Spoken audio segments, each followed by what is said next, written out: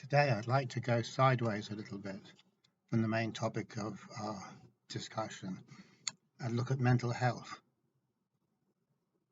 Mental health is really a very interesting, very totally fascinating subject. And yet the odd thing is that we've made it into some kind of dull and tedious duty.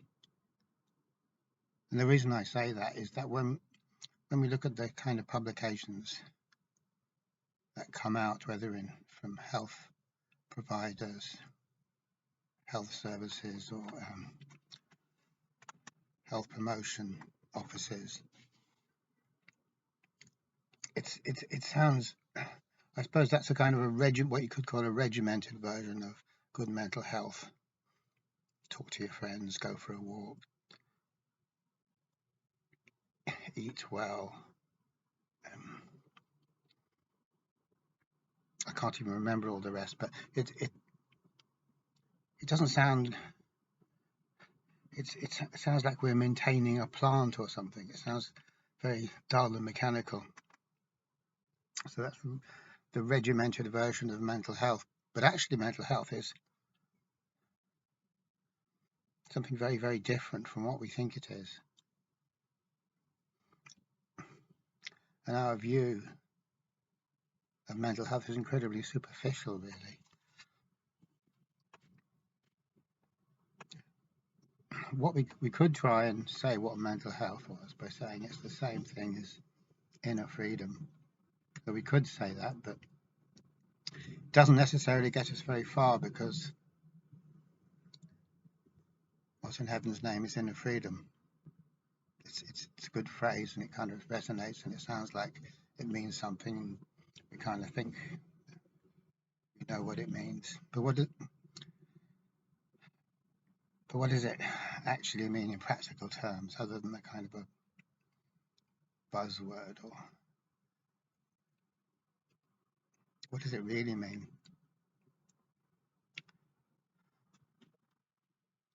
And the reason I kind of am dwelling on that point or that question is because we have two very, very different ways of looking at what freedom means. One, and this is the normal view of freedom, is to say that freedom is when I'm able to do what I want to do and realize my goals and fulfill my dreams without having to look at the one who is making the goals or making the plans or having the dreams. It's not a very reflective form of freedom. It's an unreflective form of freedom. It's an externally projected form of freedom. So it's for freedom for the person I think I am, or the identity I think I am. And in order to take this type of freedom seriously, to think it's worth anything, to even think that it's worth a damn, it's necessary, strictly necessary, never to question who we think we are, or who we have been conditioned or educated or told to believe we are.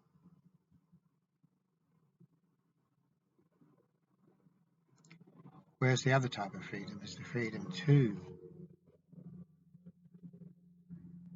not be who we are conditioned to be, told to be, or our longest established understanding or view of ourselves, which is a habit, a long-standing habit, a habit that's been there so long it's become pragmatically impossible not to enact it, because we no longer have the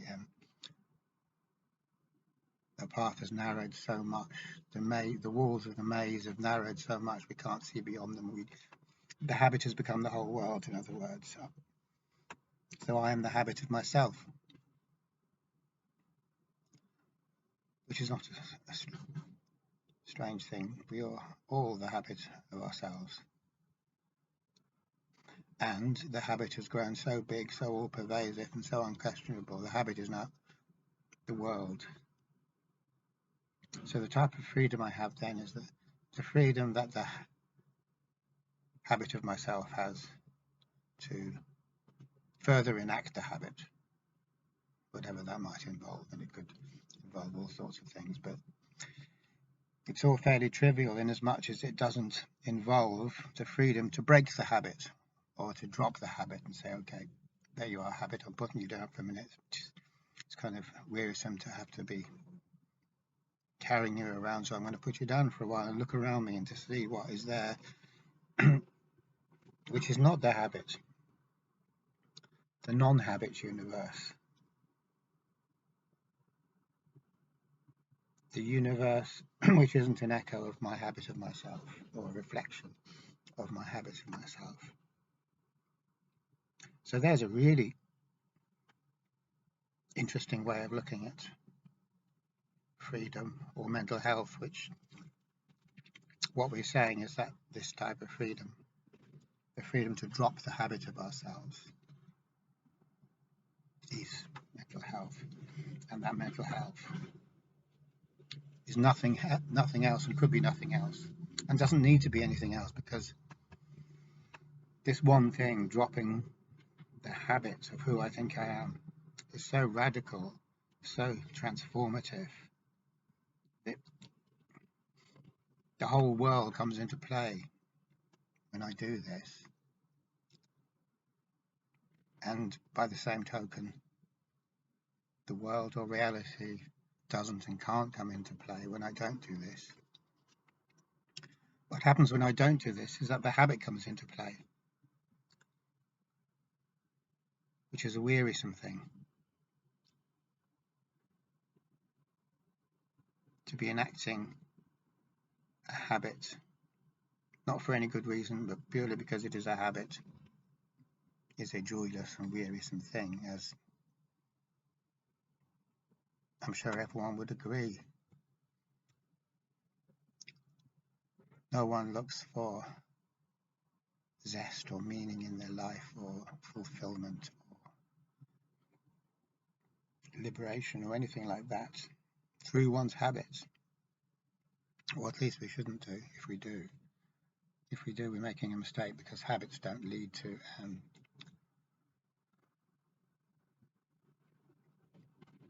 fulfillment or having a meaningful life or anything like that, or being happy.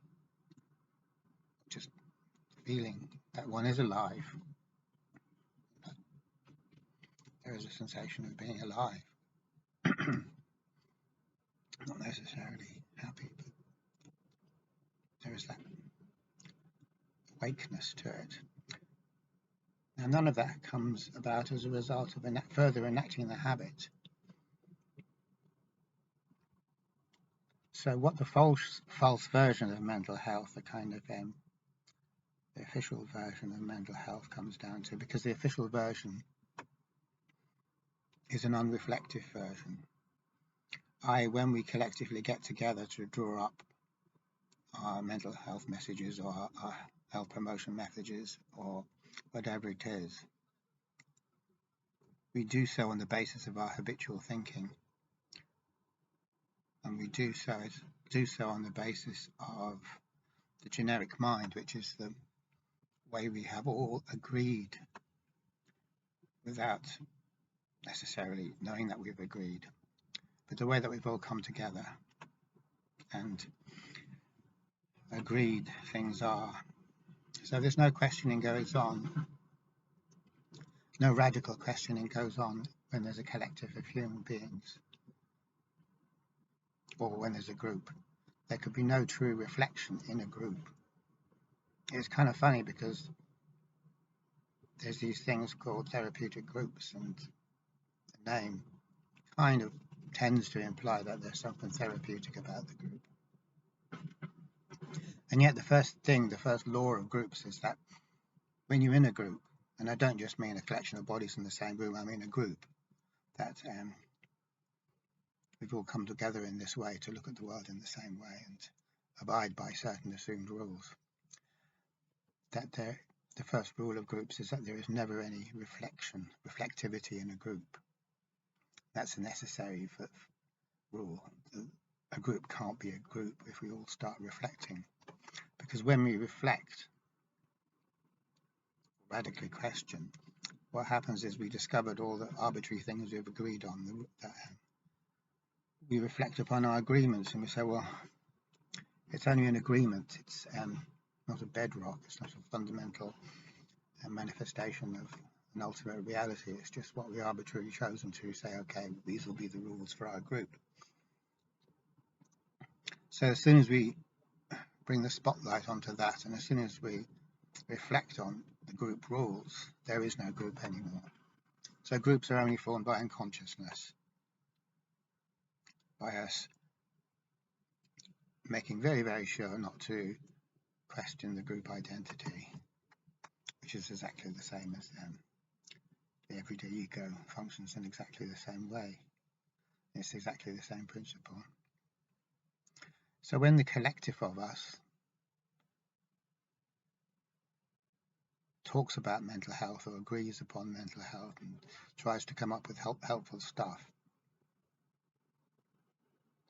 it's the unreflective form of mental health that is being addressed here. That isn't to say it can't be helpful in a modest way, and it can be helpful, but the thing is, if it's only there in denial of true mental health, i.e. if we're pretending it's the be-all and the end-all, and that's what mental health actually is, then it's not helpful, because we're actually shutting the door on what mental health really is, which is reflecting on the assumed identity, either of oneself or of the group, which is the door to freedom. If we don't reflect on that assumed identity, there is no freedom. There's no freedom because we're dragging that assumed identity along with us wherever we go, and we're perceiving the world in terms of that perceived assumed identity. So that's all a game. That's all just let's pretend I am this person, or let's pretend this thing is real, and nobody's allowed to put their hands up and say, but it isn't real, because we all want to play the game together. So you can't do that. You can't draw attention to the fact that it's exercising let's pretend that.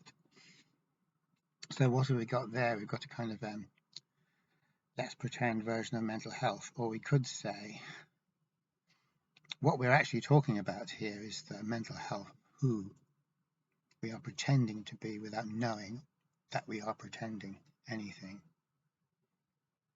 And clearly, as soon as we put it like that, we can see this is a very different type of a beast from mental health. It's really what we're talking about is the integrity of the game that we are playing. So we are, in as much as we're concerned with the mental health of who we are pretending to be without knowing that we are pretending to be anything, what we're really concerned about is not us, but the integrity of the game that we're playing. So our whole orientation, all of our energy, all of our resources goes towards the maintenance of the integrity of the game, which simply means maintaining the fiction or the illusion, so that we don't see that the game is a game, or that the fiction is a fiction, or that the illusion is an illusion. And it's good to say that. It's good to kind of spell it out in that way, because as soon as we spell it out like that, something very significant becomes clear.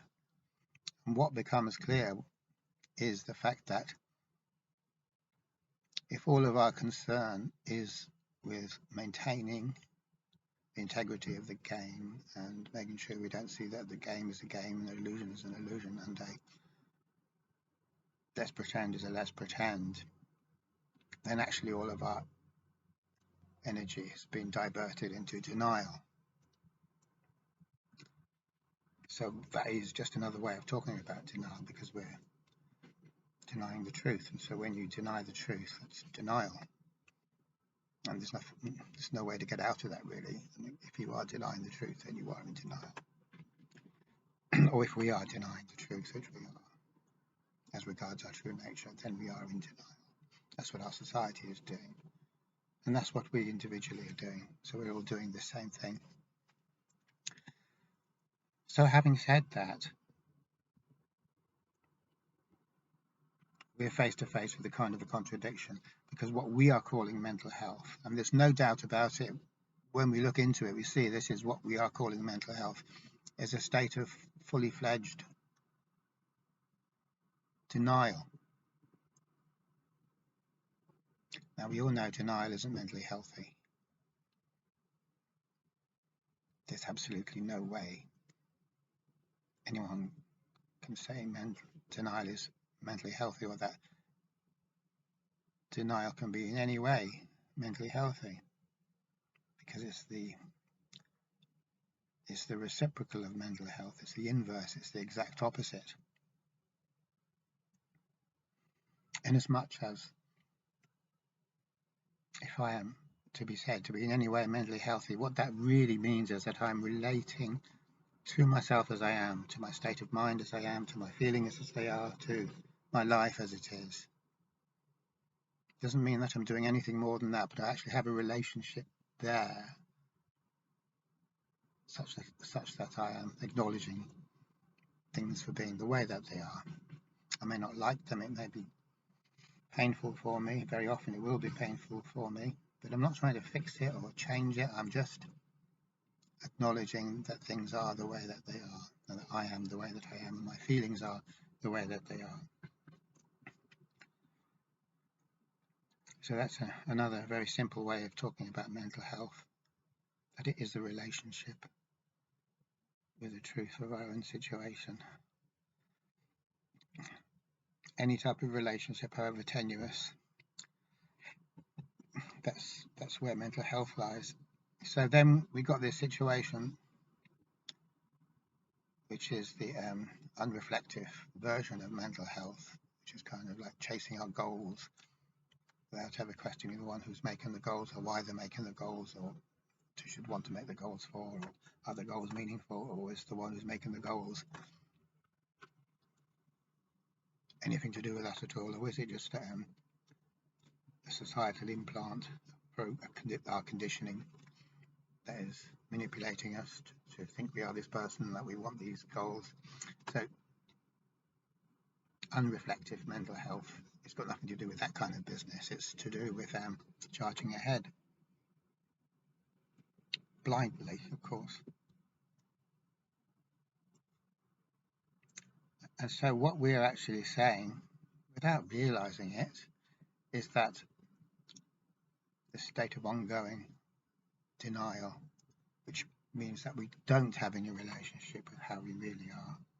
Not only that we don't have it, we don't want it, and we put up an awful lot of fortifications and armour and an awful lot of heavy-duty insulation. Just trying to think of a good word. We're super insulated from that, from the truth of how we are. So by this weird inversion, what we were all rabbiting on about as being mental health is actually the least mentally healthy thing there is. So having said this, we're bound to observe that nothing good is going to come out of this situation. It's a road that's not leading us to a good place. We're like a train that's